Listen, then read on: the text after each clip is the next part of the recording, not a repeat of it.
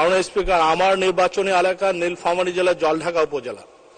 সেখানে জানেন, সেখানে এই জায়গায় পাশাপাশি কিছু বর্ডার আছে। সন্ধ্যাকালীন সময়ে আমার নির্বাচনী এলাকার মধ্য থেকে নীলফামারী থেকে কিছু কিছু পয়েন্ট আছে মাদকের। বর্ডার এলাকাগুলো তো সন্ধ্যা হলে হাজার হাজার মোটরসাইকেল তারা সেখানে যায় এবং সেখান থেকে আসে।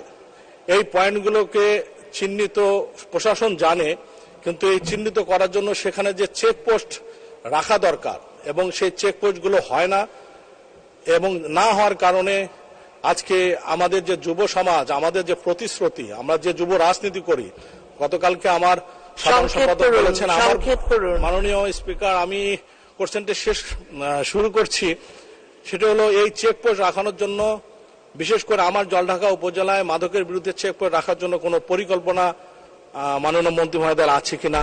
আপনাকে ধন্যবাদ মাননীয়।